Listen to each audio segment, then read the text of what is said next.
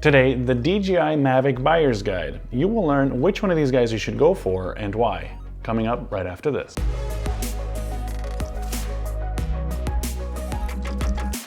Hey guys, Felix here with Quadcopterguide, and on this channel I help you get the most out of your drones and other camera gear. Today we're looking at the Mavic Buyer's Guide. Which one of these Mavics should you go for? What are the features that are kind of unique to each one? And I want to help you make the better decision on which one of these to go for if you are looking to upgrade or looking to get your first DJI Mavic. Not that long ago, DJI released the DJI Mavic Mini. This little guy right here. It was groundbreaking because it came in at under 250 grams, which is of course more important in many countries around the world. A lot of countries around the world have less registration or no registration if your drone comes in at under 250 grams. The Mavic Mini was an upgrade over the DJI Spark, a lot quieter, more features, a true 3-axis gimbal. The max video resolution was 2.7K in resolution for video. It took 12 megapixel photos, kind of a nice capable drone. Now, since we have the DJI Mini 2 now, it's kind of difficult to recommend the Mavic Mini, the original. I'll tell you why in a second here. So if budget is your #1 concern and you just can't swing the DJI Mini 2, then of course take a look at the DJI Mavic Mini. If you can afford the Mini 2, then I think you should go for it. Why? Over the original Mavic Mini, the DJI Mini 2 features a version of OcuSync 2.0. Now this is a proprietary DJI technology that is a communication protocol between the remote controller and the drone in the air. It ensures that you get a digital HD 720p live feed of whatever the camera sees in the air to your smartphone or tablet that is hooked up to the remote control on the ground. The original Mavic Mini features enhanced Wi-Fi, and it is nowhere near as good as OcuSync 2.0. If you fly in an environment where there's Wi-Fi hotspots around you, then you're going to get kind of signal issues for the live video feed. If you're doing a nice pan, the image on your smartphone will pause for a second and you don't know if that pan around was recorded well in the air on the micro SD card and if that jitter was just on your smartphone, but you don't know until you land and look at the footage at home on your computer, so it's just annoying. Even if you're out in the middle of nowhere, the signal quality for the transmission range and the live video feed just isn't as good on the original. And that, with the improved camera on here and a couple other settings which we're going to go over, I just recommend the Mini 2 as kind of the minimum if you're looking to get into a DJI Mavic today. Now the Mini 2 of course also features a full 3-axis mechanically stabilized gimbal, and that is true to all current Mavics in the lineup. So earlier, a year or two ago, you'd have to worry about, do I want a full mechanical 3-axis gimbal or just a 2-axis gimbal? And that decision is made easy for you. All these drones have a 3-axis gimbal, so that's fantastic. The Mini 2 features a 4K camera, 4K being the video resolution it can record.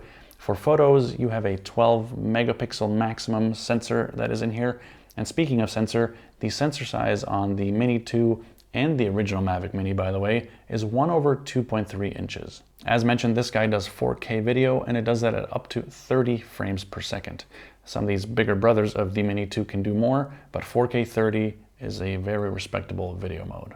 Now also note that on the Mini series, the Mini 2 and the original Mavic Mini, there is no obstacle avoidance. So perhaps you've seen a video or review of a DJI drone, maybe even on my channel, where the drone comes to a complete stop if there's an obstacle, or maybe the drone even follows the person around. Those kinds of features are not included in the Mini 2 or the original Mavic Mini. And that just has to do with the hardware that is not on board on these guys. Remember, one of the biggest features of these is the weight being under 250 grams. The DJI Mini 2, by the way, comes in at quite a bit under 250 grams. A bunch of guys in the Quadcopterguide community have weighed your Mini 2 after you received it, and without the gimbal guard, with the SD card installed and a battery, you guys are weighing 237 to 240 grams. So that's quite impressive for such a small drone. And just due to that weight, there isn't a lot of additional sensors and just hardware that this drone carries around. Another thing that has changed over the original Mavic Mini is the battery technology on the DJI Mini 2. Now all Mavics, including the Mini 2, the Mavic Air 2, the Mavic 2 Pro, and even the Phantoms and Inspires and all those drones, they all feature lithium polymer battery technology, specifically high voltage lithium polymer cells. The performance of the Mini 2 has been increased slightly over the predecessor, and that's why we're seeing lithium polymer batteries on this as well. The Mini 2 battery is a 2-cell lithium polymer battery. The maximum speed in sport mode of the Mini 2 is 56.7 kilometers an hour, and I'll put that up here on the screen of what that is in miles per hour, and the flight time is rated at 31 minutes, or hover time of 29 minutes. Now, these are kind of values that DJI has reached in perfect test, almost laboratory-like conditions. Don't expect to get flight times like the ratings when you are flying yourself. I usually take, 3-4 minutes off there, and then you're right about what you can expect out of your drone. Why is it less? Well, the perfect flight time is achieved in a stable, continuous forward flight at a specific speed. Hovering actually takes a little bit more energy because it's always correcting, I think, and that's why it just varies the RPMs of the motors. The ESCs do that actually, and so I think that just burns through more energy. And if you're doing a constant forward flight with no breeze, no gusts, no nothing, then it's a more efficient way to fly.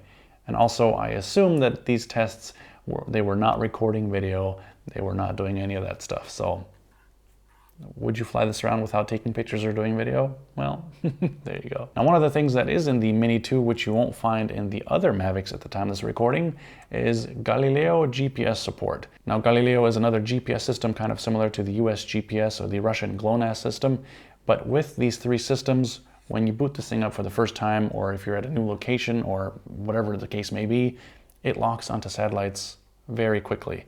I haven't timed it between the other ones yet, but I was just very surprised that every time I launch this thing, it locks onto satellites very fast. Another note on the Mini 2, there is a micro SD card slot, of course, where you can put your memory card in, but besides that, there is no internal storage. Let's move on to the DJI Mavic Air 2. If we compare that to the Mini 2, you can tell it's quite a bit larger, and larger means more features and also more weight. Now, the weight isn't actually a bad thing unless you're worried about registration and commercial drone use in your country. Maybe you have to do a certification or a test to be able to fly drones that are heavier than 250 grams. Make sure you check local laws and regulations in terms of that. The Mavic Air 2 comes in at 570 grams. That is more than twice the weight of the Mini 2. Don't get scared off by the weight. The additional weight actually makes it fly and hover a little bit better than the smaller Mini 2. So if you're flying in gusty environments or environments where there is a breeze, even a slight breeze, then the Mavic Air 2 is going to be a little bit more solid in the air. In terms of the camera sensor, you can see that the whole camera is a little bit larger than on the smaller Mini 2. We have a 1/2 inch sensor in here, and 1/2 inch versus 1/2.3 inch. It's less than a millimeter difference in diagonal, so it's not a huge difference. What is a big difference, however, is that this sensor features a Bayer quad array. I'll cover some of the advantages of the Bayer quad array in a second here, but if you want to know all the nitty-gritty details and how it works and why this feature might be what you want, make sure you check out the Mavic Air 2 review in the card up here. Now, the Bayer quad array allows you to do a couple of fancy things when it comes to video and photos. For video, it allows you to do HDR video. And I go into it in detail in my review. You can check it out there, but just know that HDR video will get you more dynamic range. So you're gonna get a little bit more details in the highlights and a little bit more details in the shadows compared to a non-Bayer quad array sensor. If you're gonna shoot an HDR video or just plain video is up to you, it's personal preference, but the option is there. Now, speaking of photos on the Air 2, you can do 12 megapixel photos or 48 megapixel supersized photos. For the 12 megapixel mode, it takes 4 of the pixels from the 48 megapixel mode and kind of treats it as one. So you can get a lot more information in terms of light for the 12 megapixel photos. For the 48 megapixel mode, you'll learn that you want an image or a subject that has a lot of light around it because the pixels are really small at that size. And so when the light fades, you're gonna get a lot of noise in your image. And that's just the pixel and sensor game. That's why it's not good to have huge amounts of pixels if the sensor is small. But with the Bayer quad array, you can have your choice. Do you want to shoot 12 megapixel mode or 48 megapixel mode? It's a nice feature. Hey, real quick, I wanted to let you know that if you are into drone rumors and you want to know what the next DJI drone that's coming and if things leak about it and all that kind of stuff, on the blog, Quadcopterguide, you can actually sign up to my email list and then you'll be in the know of the latest DJI drones that are coming. I also offer more in-depth tutorials and training for most of these drones that I do not offer on YouTube. So if that's also something you're interested in, make sure you check it out. All right, let's get back to the video. Now, one thing that the Mavic Air 2 does shoot that the Mini 2 and Mavic Mini do not is 60 frames in 4K. So that allows you to shoot at a faster frame rate, and you can slow it down later in post, and that gives you kind of that slow motion effect. And if you're shooting at 30 frames per second normally, then you can slow down 60 frames per second or 60p footage 50%. If you're shooting in 24 or 25 frames per second normally, you can slow it down just a little bit more. The max speed in sport mode on the Mavic Air 2 is 68.4 kilometers an hour, and here's the imperial equivalent of that.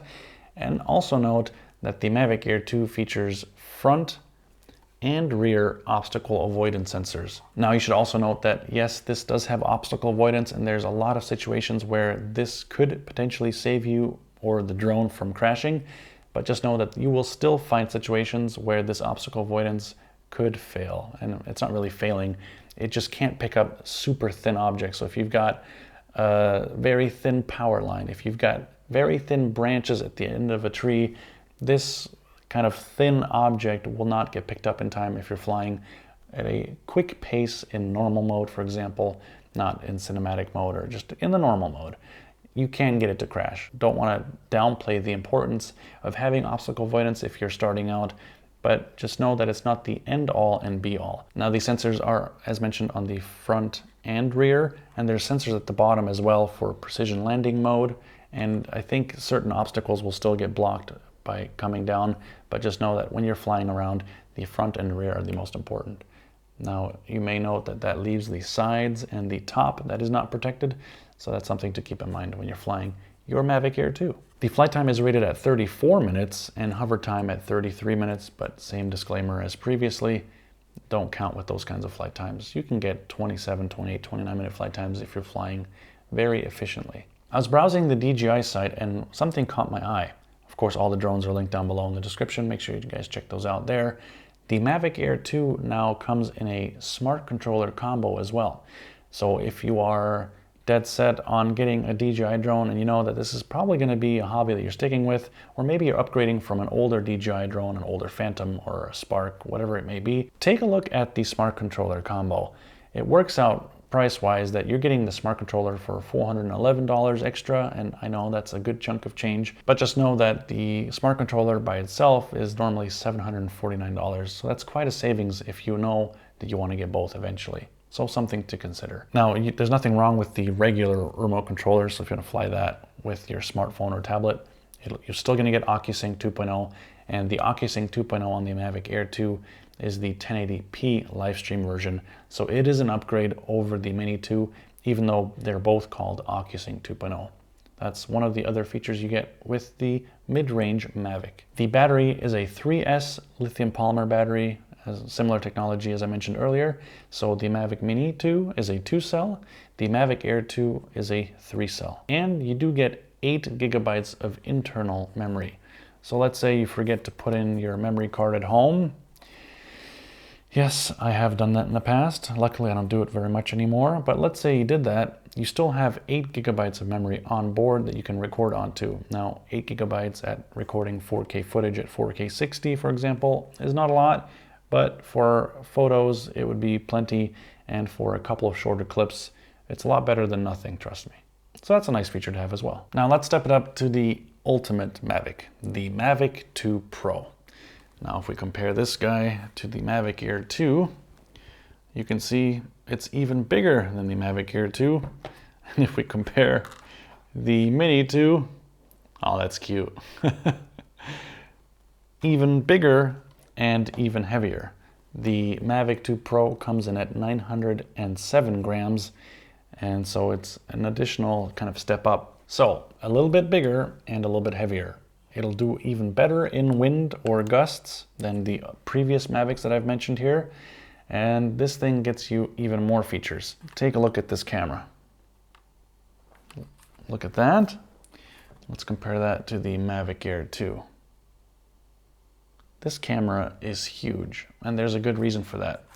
The camera sensor in here is a 1-inch sensor, so a full inch. Compared to the 1/2 inch of the Mavic Air 2 and the 1/2.3 inch of the Mini 2, this is a large improvement. Now, one thing that is fantastic, besides the large 1-inch sensor on the Mavic 2 Pro, the camera team at DJI worked closely together with the Hasselblad team.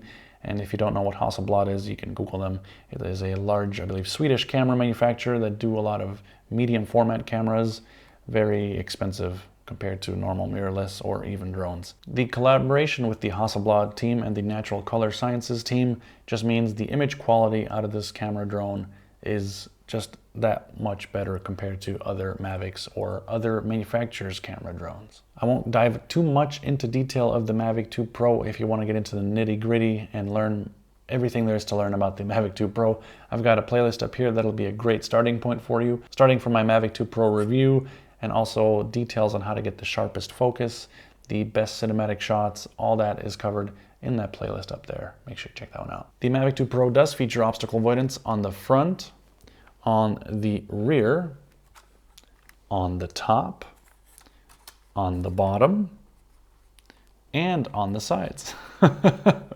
It's kind of ridiculous, but here's the side sensors right here. And so another caveat, another disclaimer. Now, just because the Mavic 2 Pro has sensors on all sides, you still don't get a full 360-degree protection against obstacles. DJI also mentioned this in the manual. So just know that yes, you have sensors, and it would possibly save your bacon, and it most likely will if you get into a situation where there is an obstacle and the drone stops so it doesn't run into it if you're not running in sports mode. But what happens if there is a wall of trees between you and the drone? What if there's a billboard, a large building, whatever it might be? Without obstacle avoidance, you have to hope that your settings are in such a way that the drone first climbs higher than the obstacles on the way home. If that isn't the case, then obstacle avoidance will save your bacon most of the time. It comes up to an object, it sees it, it's on its way home, your remote is beeping, return to home, return to home. If it sees the object and it's large enough and it senses it, the drone will fly up above it until there isn't an obstacle and then continue on. There's a lot of people out there that this obstacle avoidance kind of features save their Mavic 2s or Mavic 2 Zooms. The maximum speed of the Mavic 2 Pro is 72 kilometers an hour, and in freedom units, that's what that is on the screen there. It features a 4-cell battery, so once again, a step up over the Mavic Air 2, and just know that each time you add a cell, the batteries get heftier, and unfortunately, they also get more expensive. The Mavic 2 Pro also features 8 gigabytes of internal storage, so for that case that you do forget the memory card, you can at least capture a little bit of footage or photos. Now, there's one big but for the Mavic 2 Pro currently. The Mavic 2 Pro and Mavic 2 Zoom were released in August of 2018. Now, this video is being recorded in November 2020. Not sure when you're watching it, but I have a feeling that we're going to see an upgrade to this in the first half of 2021. It might get pushed to the second half of 2021, so just keep that in mind. Now, the Mavic 2 Pro is still a fantastic drone or quadcopter. The huge 1-inch sensor takes amazing images and videos, so even whenever that replacement comes, this is still going to be a fantastic drone or quadcopter, but it's been out for 2 years now, so just keep that in mind when it's time to decide which one of these Mavics is for you. So, once again, the DJI Mini 2, the kind of ideal, perfect, luxury beginner drone. Why do I say luxury?